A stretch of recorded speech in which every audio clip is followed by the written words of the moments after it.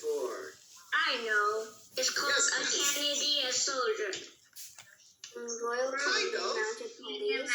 Royal Canadian Mounted Police. Very good. Royal Canadian Mounted Police. Royal because the Royal Canadian Mounted Police. Royal because obviously we are part of the British Commonwealth, and we have a Queen, Queen Elizabeth II. Canadian because it's worked in Canada. Police is referring to the fact that they're all police officers. What does the word mounted mean? What is it? What does mounted? Mounted. What does the word mounted mean? A big, pointy triangle spot in the snow and top it. Very close. You're on the right track. That's a mounted. Really mounted is different. Think about the picture. What is this police officer doing? Riding a horse. And in English, when you say you get on top of a horse, it's referring to mount a horse. And so the Royal Canadian Mounted Police are the police officers that go around on horseback. Yep. Now this map here is a map of Canada, and the blue line is the route in which the St. Rock, the ship I showed you earlier, took as it traveled from Vancouver through the Arctic all the way to Halifax on the other side.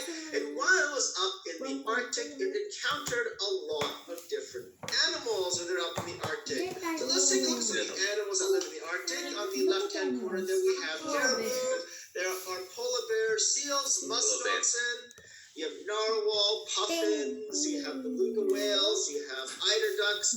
These are all animals that live up in the Arctic.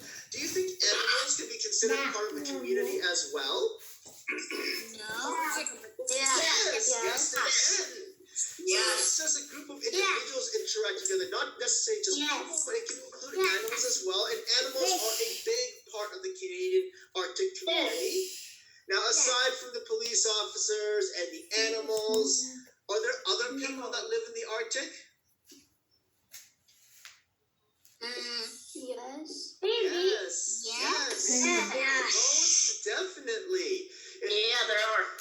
We have the Inuit people that have been living in the Arctic for over 10,000 years, and they know more about how to survive up in the Arctic than anybody else. They've been living there for so long. They're experts of the Arctic, and they live all across the northern parts of Canada, in a bit of Greenland, a little bit of eastern Russia.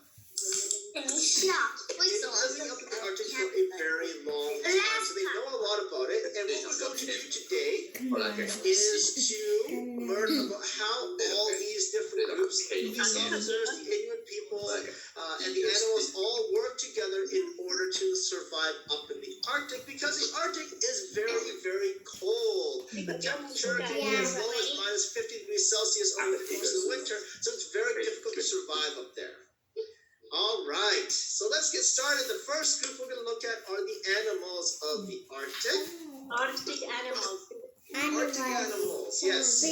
Now, the Arctic, just like any other region in the world, is very diverse. There's a lot of biodiversity up in the Arctic. A lot of different animals call the Arctic home. You have land animals like caribou and polar bears. You have whales like the beluga and narwhal. You got fish. You have crustaceans like crabs, and all live up in the Arctic and call the Arctic home. Now, what we're going to do, we're going to start by looking at the animal we often refer to as the top of the Arctic food chain. Now that animal, of course, is the polar bear, which we see right here. Majestic. Now, polar bears are one of the largest bears in the world, and in order for them to survive in the Arctic, they had a lot of natural adaptations in order to survive up in the northern part of the world. You see, the Arctic is mostly water. In the center of the Arctic, the majority of the area is made up of the Arctic Ocean, which is all water and ice. And so most of the animals that live in the Arctic, they have to know how to swim. And the polar bear most definitely is one of those animals. It is an incredible swimmer. So it's got those big paws that can help it paddle through the water. And it's a great swimmer. Another adaptation the polar bear has to help it survive in the Arctic is the color of its fur. If you look at the picture here, you can see the polar bear has white colored fur, or so it seems it does, which helps it blend in with the ice and snow and surroundings. However, if you actually pluck one of these strands of fur off of the polar bear skin and you look at it under a microscope, you'll notice that the fur is actually not white, it's actually clear. It's clear. It has black skin underneath and the fur is clear. And scientists don't really know why, but we think that they have clear fur so that it can allow sunlight to shine through the fur to help warm up their bodies in the cold Arctic winters. The color of their skin is black. Underneath all the white fur has black skin, yes, which helps absorb the sunlight to stay warm. So they have a lot of adaptations to help them survive in such a cold environment. Polar bears are also very large, as I mentioned earlier. Here's a chart of the size of the polar bear's skull, their head compared to the skull size of other bears. Polar bear is the biggest outline in the background there, and all the other bears are those in front of it. And if you look at a polar bear skull, at the front of the skull, the polar bear has some really sharp teeth that helps it hunt. Polar bears are incredible hunters, and they have to be because they're carnivores. Does anybody know what the word carnivore means? It means I know. Yes, that's correct. Carnivores are animals that only eat meat. Very good. Tyrannosaurus Rex is a meat eater. You want to say something? A lot of animals are meat eaters, and in this case, a polar bear is one of those animals, and they're great hunters because they have to survive by hunting other animals. And what we're going to do now is we're going to watch a short little video about a polar bear trying to hunt. A wonderful video, everybody. It's going to be enjoyable for you. Okay. Can you just turn up the volume? Yes. This is Leila, the settlement worker. I'm ready. Ask everybody to mute themselves before you show the video.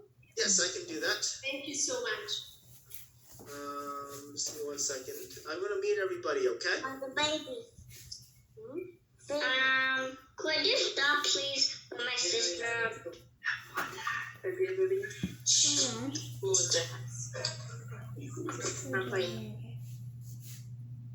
Okay.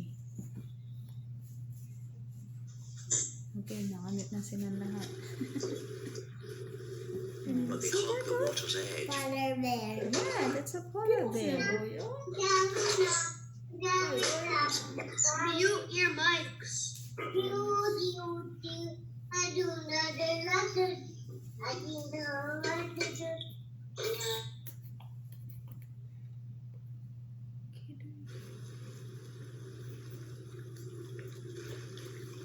Look, maghahunting sila ng The food. bear immediately has a Yeah, problem. that's There is no cover between him and his prey. yeah, look at that one. He wrong foots the seal by seemingly walking away. Every hunt presents a different challenge, so he plans a new strategy each time. He slinks into the water, using a channel between the ice floes to act as cover. Look, look. Saan ka? Please sit down. Please sit down.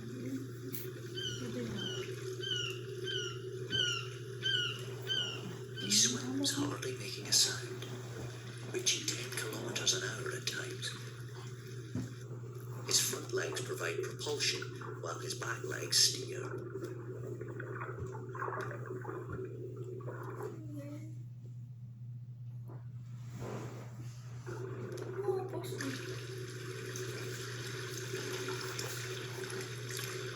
His low profile makes him seem like a floating sliver of ice.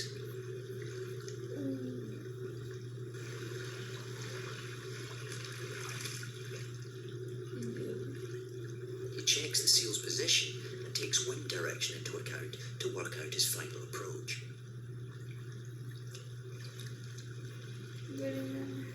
As he closes in, he makes a clever move, diving deep beneath the ice floe.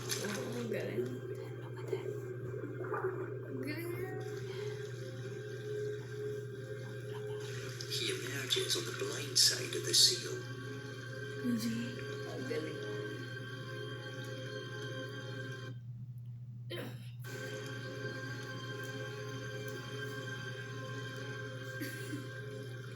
Ini menarik. So far, so good.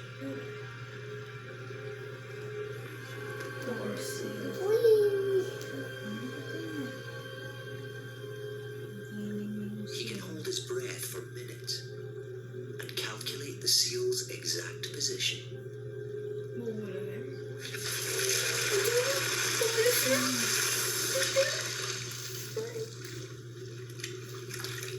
Slow-mo reveals just how close he got.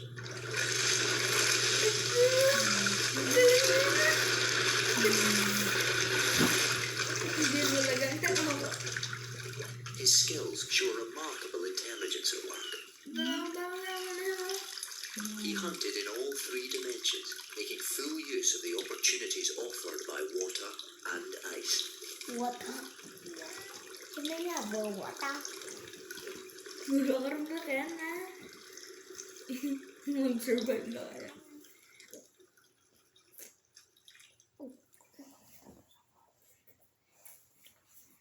All right, and that is how a polar bear hunts in the wild. So I hope that gives you a bit of a visual of how polar bears manage to camouflage in their environment with the snow and ice, and able to pop out and surprise their prey. Now, as the video probably showed you, one of the favorite foods of the polar bear are seals, particularly the ring seal. And the ring seal is a popular food for the polar bear for two main reasons. One, they're fairly common. There are a lot of ring seals up in the Arctic, so they are relatively easy to find and provide the polar bear with a reliable, constant source of food for them to access. But the other reason is that seals are generally very chubby and fat animals. So we've got a couple of seals here. Even baby seals have a lot of fat known as blubber. And they have this thick layer of fat in order to help them stay warm and insulate their bodies from the ice-cold Arctic water surrounding them. And this fat is something that polar bears need to eat in order for them to build their own fat, for them to stay warm. And so a single seal is able to provide a very healthy meal for a polar bear, which is why they like to hunt seals. Now, there's another animal that lives up in the Arctic that looks a lot like a seal, but is not the same, and that is the walrus. You see, this is the walrus here. It looks kind of like a seal, but they're much, much bigger. In fact, walruses are so big, when they grow up as adults, they can weigh as much as 2 to 3 cars. You're talking about over 1,500, 1,500 kilograms. Even as babies, they're several hundred pounds heavy in weight. And because they're so big and heavy, walruses need to have these special teeth that come out from their upper jaw, known as tusks, that descend from the upper lip all the way down. Now, some of you might be thinking that they use these tusks for hunting or fighting with one another, but scientists now know we don't use the tusks for that at all. Instead, they're used kind of like ice picks to help them climb out of the water. You see, walruses are so big, fat, and heavy, their bodies are unable to climb up. They're unable to pull themselves out of the water using the flippers alone, and instead what they have to do is dig into the water with their tusks. A pod of narwhals swimming together, they have a long tusk that protrudes out of the front of their nose forward, like this, and the narwhal's tusk is actually the animal's overgrown left tooth. As the animal grows up, the left tooth never really stops growing, and it keeps getting longer and longer and longer until it comes out from its nose and becomes a tusk. Now, almost all narwhal has have a tusk, although not all of them. All male narwhals have a tusk, but female narwhals, most do, but some don't. Or sorry, most don't, but some do. And there are also some narwhal out there that have more than one tusk. They have two tusks because their right tooth is overgrown as well. So the left tooth is growing, so does the right tooth, until they both protrude out of the narwhal's nose.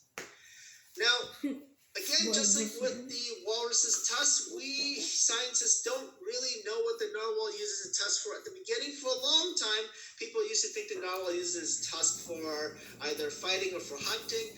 But scientists have discovered that there are a lot of nerve endings in the tusk. So the tusk is very sensitive, and a narwhal is going to use it for fighting or for attacking other animals. It'd probably be quite painful for the narwhal. And so What scientists actually believe the narwhal uses a tusk for now is to sense the water for food. The tusk is so sensitive it can feel the gentlest of vibrations in the water, the location of other fish, and so they are able to detect where these animals are and go there to hunt.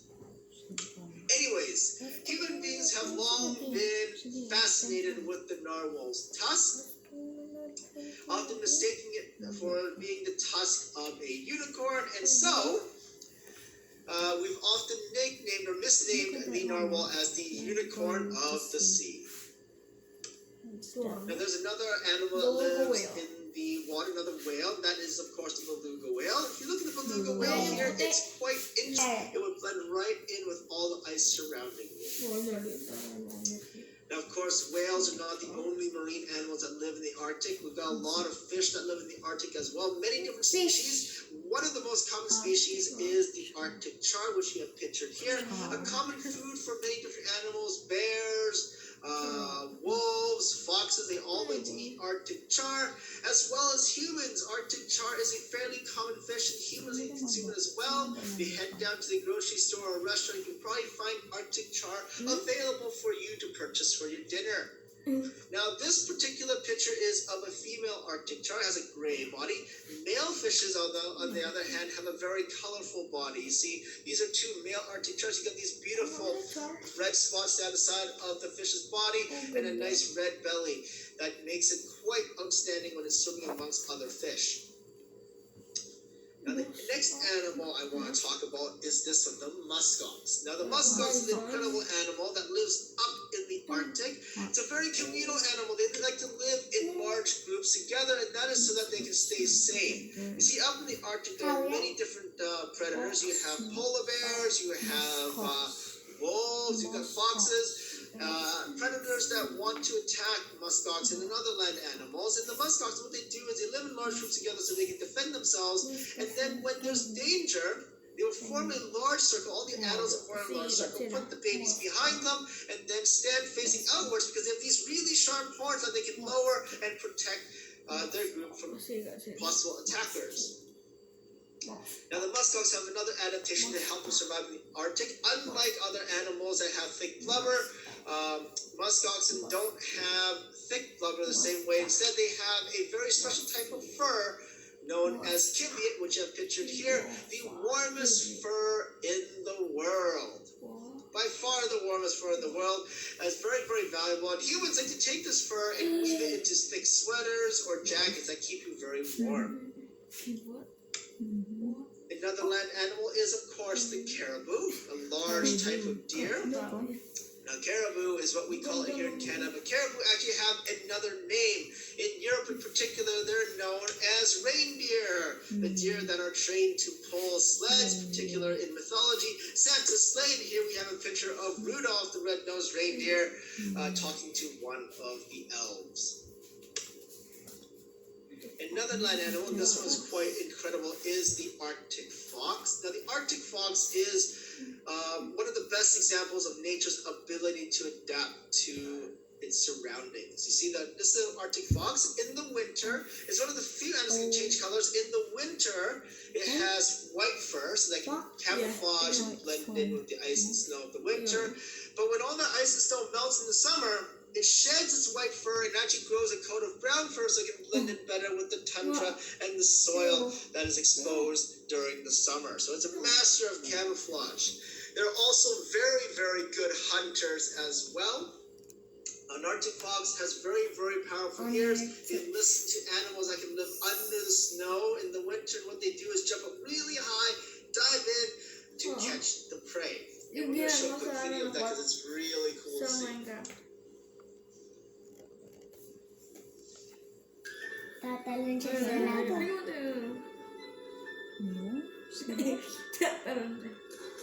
Sa laga.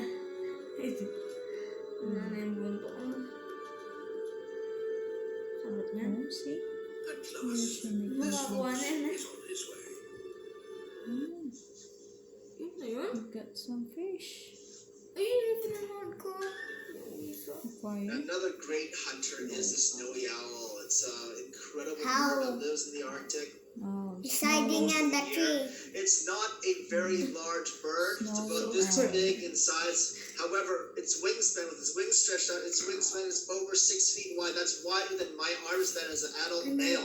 Huge wings. It has these big wings because it can fly very, very long distances. Snowy owls typically live up in the Arctic, but they can be found as far down south as here in Vancouver. I've seen one before. It's absolutely terrifying. They got these yellow eyes that allow them to see. They're great hunters, and they'll swoop down at their prey at very high speeds to catch them. They can fly thousands of feet up in the air, see even the smallest of animals like a lemming or a field mouse, and dive all the way down and pick it up with their talons. Kahit asa ilalim ng snow na. And so as you can see here, here's another photograph of the snowy owl. Not very big, but this picture is taken of snowy owl much farther down south.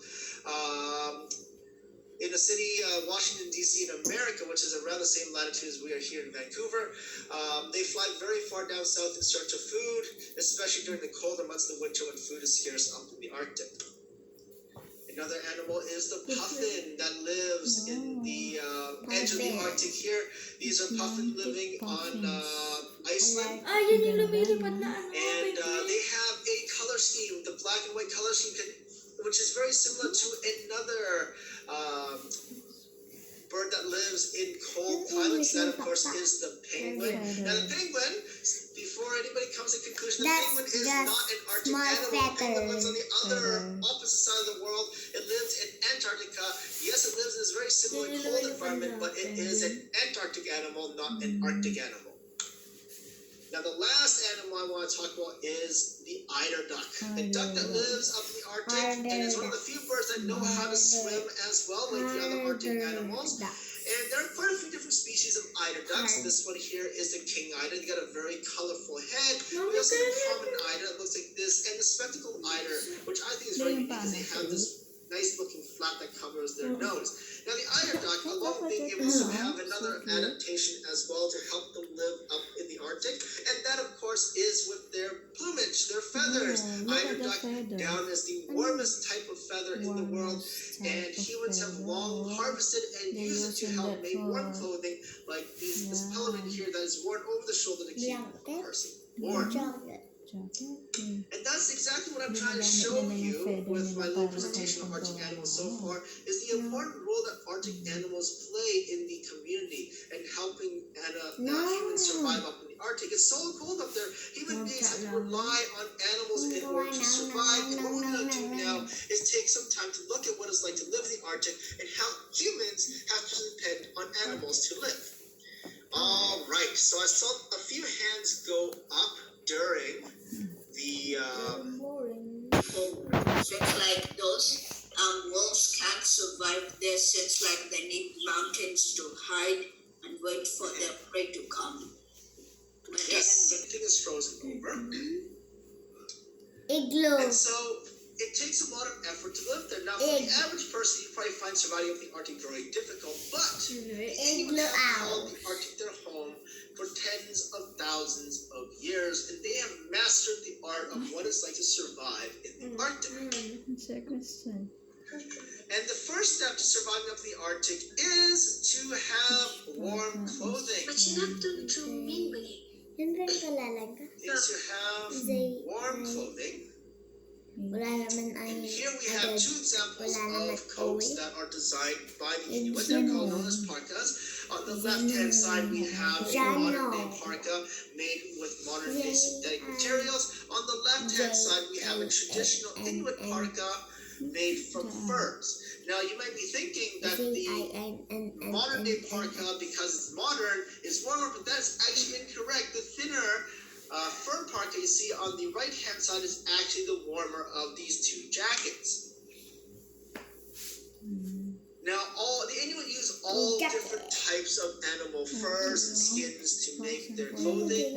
Everything from sea otter skin, which is used on the left-hand side, to Arctic fox fur and polar bear fur, which is the parka on the right-hand side. And they also use caribou as well. This family here is all wearing caribou fur parkas, and caribou fur is actually quite popular for using to make clothing because caribous are large animals, so you only really need one caribou to make enough clothing for an entire person, as opposed to small animals like an ark. Fun question here. I know you can't answer me now because I have everybody muted, but think about the answer when I ask this question. This is a kayak.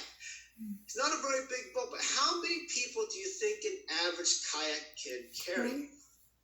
Think about it for a second, make a guess in your mind, and I'll show you the answer in the next slide. One. So these two kayaks here, you only see one person sitting on each one.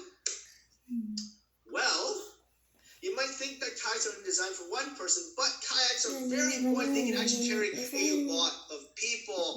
Take a close look at the kayaks you see here. You have quite a few of these kayaks have more than one person on them. You got a person sitting inside paddling, and then you have more people sitting on top. Plus, in most cases, you can fit people inside the kayak as well, in the front or bow of the kayak and the back or stern of the kayak. So a kayak can carry up to 5 or 6 people, despite the fact that it is very small in size. And you might be wondering, why do Inuit like to travel in such small boats? And that is because it makes it easier to get around the ice that is up in the Arctic. You see, the Arctic Ocean is already very shallow. Excuse me. Very shallow. And so it's easy for large boats to get stuck. Plus, there's ice everywhere that blocks the channel so that big ships can't get past. So, when it comes down to it, it's much easier to travel in smaller boats because if you get to an obstacle, you can easily just pick up your boat and lift it out of the water and walk to your next destination, put it back in the water. That way your big ship doesn't get stuck. The European explorers, on the other hand, they like to show up in the Arctic with these massive ships that are easy to get stuck in the water channels. And so that is the reason why the Inuit take smaller boats around. That is to say the Inuits don't have larger boats. They have a larger boat known as an umiak that looks like this and is built in much the same way, but it is still small enough to be taken out of the water and moved over land when necessary. You just need more than one person. You get a team of people together, you pick up the umiak, pick it up, walk it over the ice, and drop it back in the water where the obstacles have been cleared. 113. Now, umiak is built in much the same way as I mentioned already. It's had a wooden frame and sealskin stretched on the outside to complete its hull. Now, the Inuit often rely on the kayak for hunting, and that's because they like to hunt a lot of different sea animals. They hunt seals, they hunt polar bears sometimes, they hunt a lot of fish, and the tools that they use include all the ones you see here, various harpoons, bows, arrows, that sort of thing. But it's not just on kayaks and out at sea that they hunt. They also hunt on land as well, which might bring me to wonder, how do Inuit people get around and travel on land? We showed you what they take to get around out at sea.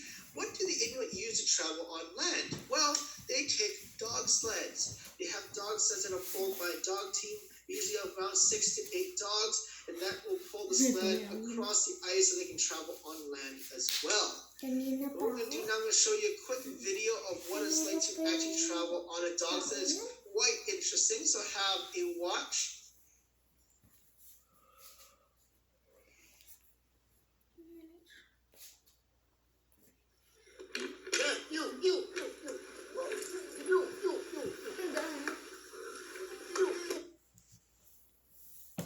Pinos na ako.